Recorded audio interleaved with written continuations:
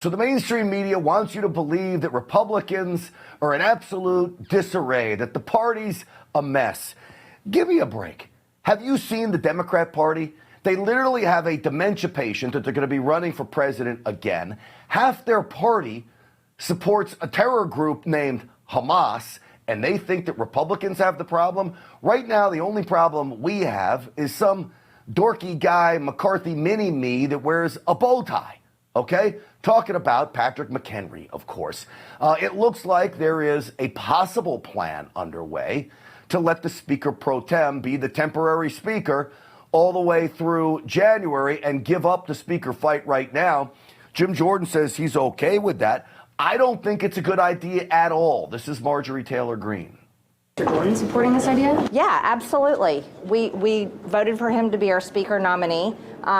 We only had 2 votes. I wanted to see it keep going today and find a way to work with the holdouts to get together so that we can continue doing our work. And I don't know why this is happening, so I'm very disappointed. Well, I don't know why it's happening either, and I will say this.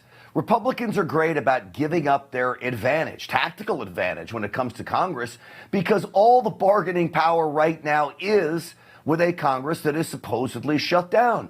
When you bring in Patrick McHenry to operate as Speaker, you give away all the bargaining power.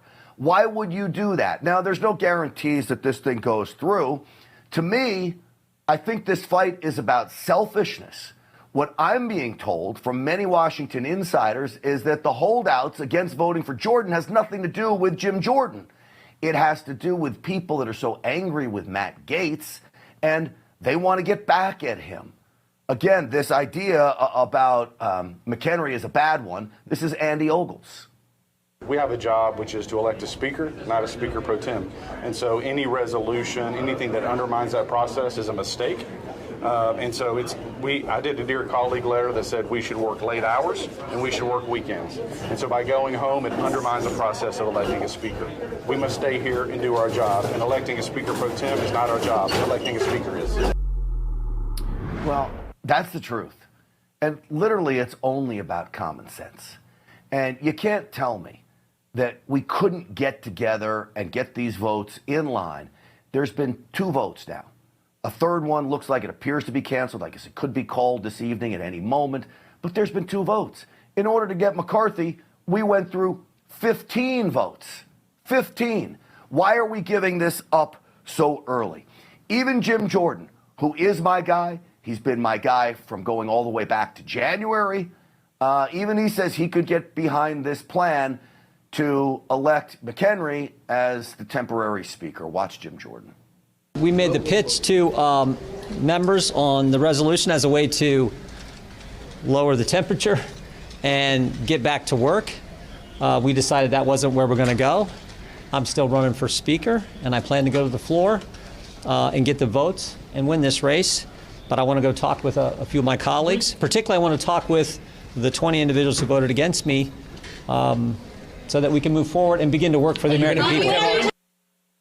You know, he's a great guy, literally. Even his ability to get behind McHenry is about his ability to work with others and say, look, I'm not going to take a hard line within our own party.